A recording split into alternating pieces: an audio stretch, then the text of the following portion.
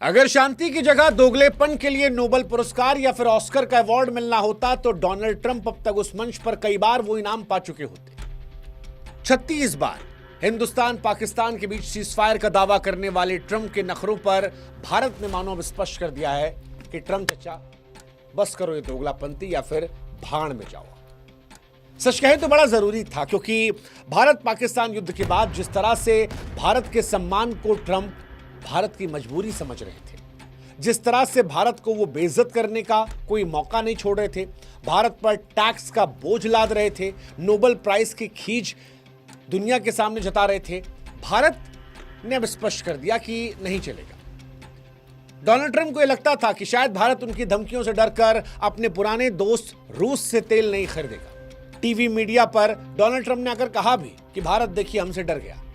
लेकिन 4 अगस्त को जब भारत ने उनकी धमकियों को अपनी चप्पल की नोक पर रखा और बताया कि रूस से हम तेल खरीद रहे हैं, तो ट्रंप की हवा निकल गई। हालांकि ट्रंप ठहरे ट्रंप, मानो जैसे कोई शिकारी रातों रात पशु प्रेमी बन जाए, वैसे ही ट्रंप ने अपनी स्ट्रेटजी बदली और मानवता का ढोंग रचने लगे। यूक्रेन में हो रही मौतों के लिए भारत को जिम्मेदार ठहराने लगे। लेकिन इस बार भारत ने ऐसा तीखा तमाचा मारा है कि डोनाल्ड ट्रंप का दोगलापन सारी दुनिया के सामने नंगा हो गया।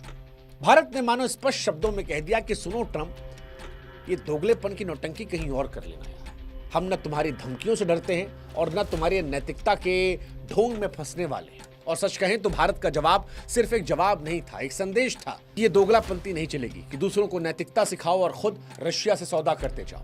अब भारत ब्लैकमेल नहीं होगा। खैर, इस कहानी को शुरू से शुरू करते हैं। दरअसल डोनाल्ड ट्रंप भारत और पाकिस्तान के बीच में सीजफायर ट्रंप बन रहे थे। उन्हें नोबेल प्राइज चाहिए था। 10 मई 2025 को उन्होंने दावा किया कि मैंने सीजफायर करवाया। उसके बाद से वो 36 बार दावा कर चुके कि मैंने सीजफायर करवाया। हालांकि भारत ने अपनी पार्लियामेंट से लेकर सोशल मीडिया, टीवी मीडिया, हर जगह स्पष्ट किया कि भाई साहब आपने नहीं, हमने आपस में किया है, हम बाहर से हेल्प नहीं लेते। लेकिन फिर 2 अगस्त 2025 को डोनाल्ड ट्रंप ने एक बड़ी बात कही। कहा कि भारत मेरी धमकियों से डर गया है, रूस से तेल खरीदना बंद कर चुका है। ये कुछ वैसा ही था जैसे किसी जंगल में किसी राजा को लगता हो कि हर आदमी हमारी बात मानेगा। लेकिन 4 अगस्त को जब ये सच सामने आया कि भारत ने तेल खरीदना नहीं बंद किया है, तो डोनाल्ड ट्रंप बौखला गए, मानवता वाली कहानी लगा दी। कहा कि यूक्रेन में जो मौत हो रही है उसके लिए भारत जिम्मेदार है, क्योंकि भारत रशिया से तेल खरीदता है। यह इल्जाम इतना बेतुका था कि खुद अमेरिकियों को भी हैरानी हो गई। भारत में लोगों को गुस्सा आ रहा था कि कैसे अमेरिका इतना दोगला हो सकता है। अमेरिका और यूरोप खुद यूक्रेन को हथियार और अरबों डॉलर का युद्ध देकर युद्ध को लंबा खींच रहे हैं और दोषी भारत है। यह कैसे हो सकता है कि वो रशिया के साथ अरबों का व्यापार करे लेकिन भारत को नैतिकता का पाठ पढ़ाए। और इसी वजह से वो भारत जो अब तक अमेरिका को लेकर अप्रत्यक्ष तौर पर जवाब दे रहा था, इस बार उसने प्रत्यक्ष तौर पर एक करारा जवाब दिया, जिससे ट्रंप की बोलती बंद हो गई। भारत की तरफ से स्पष्ट कहा गया कि हम अपनी ऊर्जा और अपने हितों की रक्षा करेंगे, चाहे तुम्हें जितना चिल्लाना है चिल्लाओ।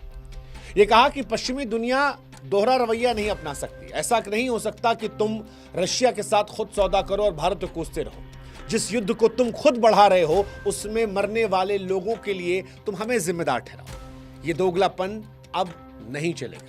वैसे इस दोगलेपन को हम आपको और स्पष्ट तौर पर भी समझाते हैं, क्योंकि भारत का जवाब सिर्फ नीतियों का बचाव नहीं था, बल्कि पश्चिमी दोगलेपन को भी दुनिया को दिखाना था। विदेश मंत्रालय ने तथ्यों के साथ बताया कि अमेरिका और यूरोप तो रशिया के साथ खुद अरबों का व्यापार कर रहे हैं। इनफैक्ट एक वायरल वीडियो में तो एक पूर्व अमेरिकी राजदूत एरिक गार्सेटो ने भी खुलासा किया था कि अमेरिका ने ही भारत को रूसी तेल खरीदने के लिए उकसाया था ताकि तेल कीमतें काबू में रहें। भारत ने इस बयान को हथियार बनाया और ट्रंप के नैतिकता के ढोंग को धूल में मिला दिया। भारत ने याद भी दिलाया कि 1971 में जब युद्ध चल रहा था तब भारत से गद्दारी अमेरिका ने की थी। जब बांग्लादेश को हम आजाद करवा रहे थे तब अमेरिका पाकिस्तान को हथियार दे रहा था, हमारे खिलाफ खड़ा था। और वो अमेरिका हमें आज डराए नहीं, हम उसकी धमकियों से डरते नहीं हैं। ये भारत का सिर्फ संदेश नहीं था, बल्कि ट्रंप को सबक भी था और पश्चिमी हिपोक्रेसी को एक्सपोज करने का एक तरीका भी। वैसे रूसी तेल भारत की ताकत रही है और यही ताकत ट्रंप की जलन की भी वजह है। भारत का स्टैंड बड़ा क्लियर है कि रूसी तेल हमारी ऊर्जा का आधार है। रूस भारत को तेल बड़ी मात्रा में देता है। सबसे ज्यादा बड़ा तेल सप्लायर भारत का वही है। यूक्रेन के युद्ध और ओपीसी की कटौती ने तेल बाजार को हिलाकर रख दिया, लेकिन रियायती रूसी तेलों की वजह से भारत के लिए वो संजीवनी बन गया। इससे न सिर्फ महंगाई को काबू में रखा गया, बल्कि 140 करोड़ लोगों के लिए सस्ती ऊर्जा को भी सुनिश्चित किया गया। विदेश मंत्रालय ने स्पष्ट किया कि अगर भारत ने रूस का तेल नहीं खरीदा होता तो मार्च 2022 में तेल की कीमतें $137 प्रति बैरल के शिखर को पार कर जाती, दुनिया में आर्थिक तबाही आ जाती।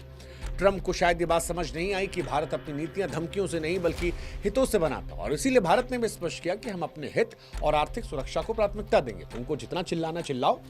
ये जवाब उन पश्चिमी ताकतों के लिए भी था जो ये मान रहे थे कि शायद ट्रंप भारत को ब्लैकमेल कर जाएंगे, और इन सब के तरह रूस से हमारा रिश्ता भी पुराना है। भारत और रूस की दोस्ती पुरानी और पक्की है, चाहे हथियार हो या तेल। रूस हमेशा भारत का भरोसेमंद साथी रहा है। उधर दूसरी तरफ अमेरिका का इतिहास दोगलापन से भरा है। 1971 में जब भारत बांग्लादेश की आजादी दिलाने की लड़ाई लड़ रहा था, अमेरिका ने पाकिस्तान का साथ दिया था। आज वही अमेरिका भारत को पाठ पढ़ा रहा है। भारत ने इस बार अपना पुराना हिसाब खोलकर उसको औकात दिखाई। भारत ने जब न्यूक्लियर टेस्ट किया था, सबसे ज्यादा सैंक्शन इसी अमेरिका ने लगाए थे, और अब वो भारत को ब्लैकमेल करने की कोशिश कर रहा है दोस्ती के नाम पर। ये दोगलापंती नहीं तो और क्या है। वैसे भारत का जवाब सिर्फ ट्रंप को लताड़ने तक सीमित नहीं था। ये वैश्विक मंच पर भारत की ताकत और बुलंद हौसले को चुनौती देने वाले देशों को स्पष्ट संदेश था। भारत ने न सिर्फ अमेरिका की धमकियों को ठुकराया, बल्कि जताया भी कि हम अपनी नीतियां अपने हिसाब से तय करेंगे। हमारी तरफ से स्पष्ट कहा गया कि हमारा मकसद भारत के हितों की रक्षा करना है। हमारी जिम्मेदारी अपने 140 करोड़ लोगों की है, और ये आज एक स्पष्ट संदेश है कि भाई साहब, हमें दोस्त समझिए, कठपुतली नहीं। हम आपकी धमकी से डरने वाले नहीं। ट्रंप साहब अपनी दादागिरी दिखाने की जो कोशिश कर रहे हैं वो नहीं चलेगी। और ये जवाब केवल ट्रंप के लिए नहीं था, दुनिया की तमाम ताकतों के लिए भी था जो भारत को आज कमजोर समझ रही है।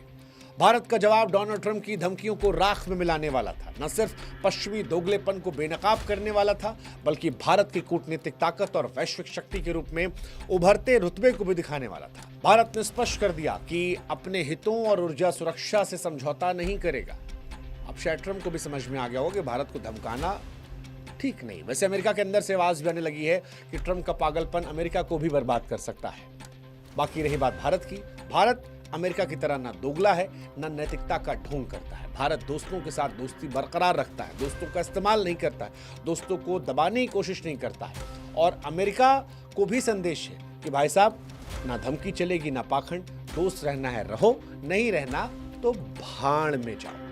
भारत वो देश नहीं जो तुमको सुनेगा, सहेगा, परेशान होगा। भारत बेबाक है और अपने लोगों के प्रति कमिटेड है, दोस्ती के प्रति कमिटेड है, लेकिन दोस्ती में सम्मान हमारी कमजोरी का हिस्सा नहीं है। और ये बात शायद इस बार डोनाल्ड ट्रंप को स्पष्ट तौर पर समझा दी गई।